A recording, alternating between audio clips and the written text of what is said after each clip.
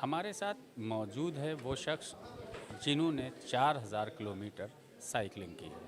किस तरह से साइकिलिंग की है, हरियाणा फरीदाबाद के रहने वाले हैं। उनसे पूरी मामला जानते हैं किस तरह से और कितने दिन की तैयारियों के बाद उन्होंने ये मुकाम हासिल किया था। क्या नाम है आपका? सर दिव्यांग राणा। कहाँ के रहने वाले हैं? मेरा सर गांव मेरा कैथल के अंदर पड़ता है, चंदाना। रहने वाला मैं फरीदाबाद का हूँ। किस तरह से आपने साइकिलिंग की, कितने दिन में तैयारी की, कितने किलोमीटर आपने चलाया? सर तैयारी मेरी लगभग 1 से 1.5 हफ्ते की थी।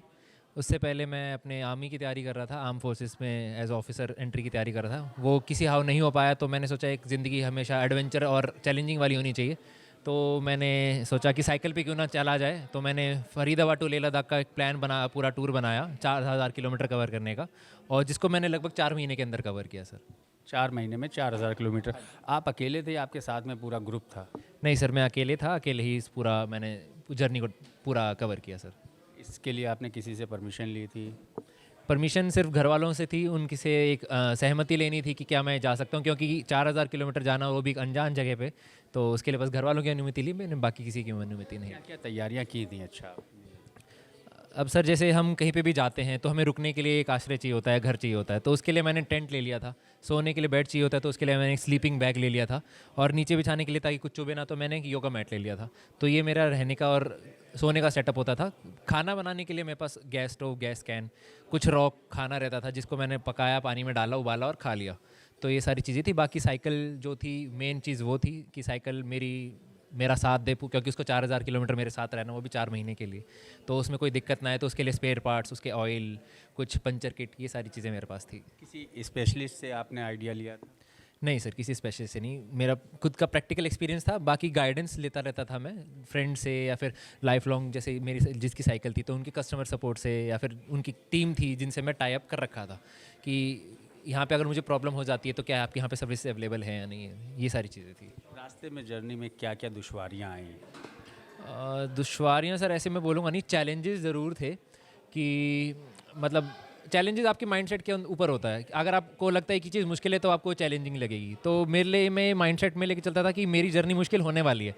उस टाइम को जब मैं पार कर देता था तो मुझे लगता था कि यार बहुत आसान था। तो जैसे बर्फ़ में चलाना, एकदम से वेदर चेंज हो जाना, स्नोफॉल हो गई, आपको रुकने के लिए कोई जगह नहीं मिल रही, जहाँ पे लोग नहीं हैं आसपास, पानी पीने के लिए नहीं मिल रहा है, रोड्स टूटी हुई हैं, तो वहाँ पे आपकी साइकिल चल पाएगी नहीं चल पाएगी। अगर साइकिल को कुछ हो गया तो उस टाइम पे कौन उठाने वाला हो गया, मुझे कुछ हो गया तो मेरे को कौन बात करने वाला हो गया, नो नेटवर्क जोन हो गया। ऐसे कुछ कुछ चीज़ें चैलेंजेस लगते थे मुझे, बट अब ऐसा हो गया कि मैंने उनको एक्सपीरियंस कर लिया, तो वो चैलेंजेस मुझे नहीं लगते हैं एक आम आदमी के तौर पे।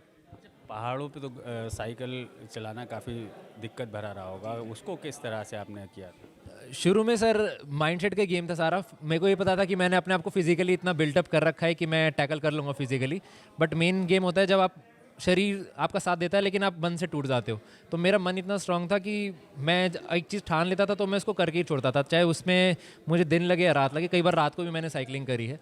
तो माइंडसेट का गेम है। तो अगर आपने माइंड बना रखा है तो आप पहाड़ों पे भी चला लोगे। बॉडी आपकी फिट होनी चाहिए उस टाइम पे, ये चीज़। अकेले आप जंगलों में भी रुके होंगे, बर्फ़ पे भी रुके होंगे, रास्ते में तमाम ऐसी चीज़ें आई होंगी, उसको कैसे आपने टैकल किया? सर क्लोथिंग थी मेरे पास, बाकी टेंट अच्छा था तो ठंड से बचा के रखा उसने। खाना पीना मैंने अपना बाहर का इतना खाता नहीं था, मैं रॉ फूड खाता था और स्टीम खाता था। तो कोई ऐसे जंक फूड कभी खाया नहीं मैंने। पानी में अच्छे से पीता था, दूध दही, जैसे हम हरियाणा के हैं थोड़े रहना, तो दूध दही हमने अच्छे से खा रखी थी। तो वो चीज़ साथ में आ रही थी। प्लस घर से मैंने अपना एक प्रोटीन बनवा के निकला था, जिसमें काजू, किशमिश, बादाम, गूंद, मखाने, वो सारा पिसा के घी उसमें डलवा के पूरा मैं लेके चल रहा था। वो मेरे पास 5-5.5 किलो था। तो रोज़ की मैं उसकी कुछ चम्मच खाता था और साथ में अपना चल जाता था। आपकी एज क्या होगी? अभी सर मैं 28 का हो चुका हूँ। आप 28 के हो गए, आपने 2023 में 4000 किलोमीटर की यात्रा की।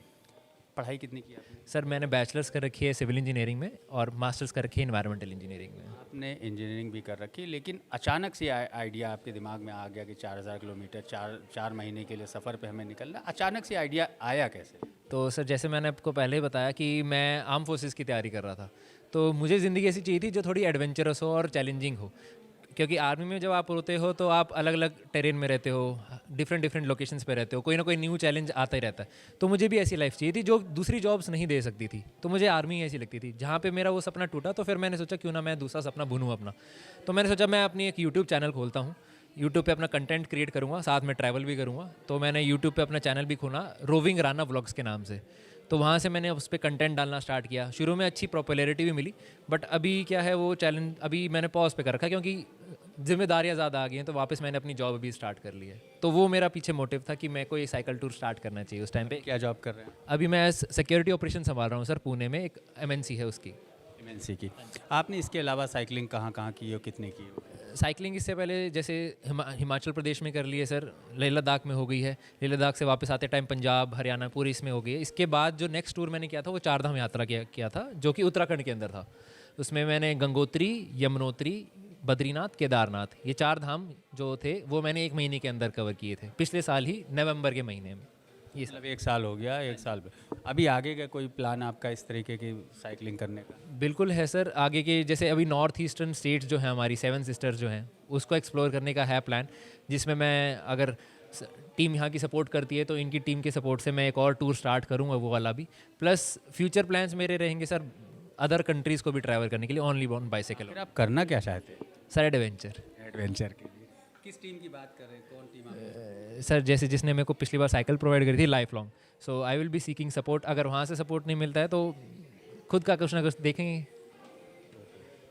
अभी आप जॉब कर रहे हैं, आगे का प्लान आपने बताया कि आपको अदर कंट्रीज़ में भी साइकिलिंग करना है। फैमिली में कौन कौन है आप? फैमिली में मेरे माता पिता हैं सर, और बड़ी बहन है, उनकी शादी हो गई है। सिर्फ मदर फादर है? फादर क्या करते हैं? फादर रिटायर्ड पर्सन है सर, प्राइवेट जॉब से। प्राइवेट जॉब से रिटायर पर्सन है। तो जिम्मेदारियाँ कहीं ना कहीं आपके ऊपर हैं। उन जिम्मेदारियों के बीच एडवेंचर के लिए इतना ज़्यादा टाइम निकाल लेना अपने आप में एक मायने रखता है। कैसे कर लेते हैं? सर अब सबके पास टाइम लिमिटेड होता है, तो वही टाइम निकाल लेते हैं। घर वाले आप तो अनलिमिटेड टाइम निकाल लेते हैं।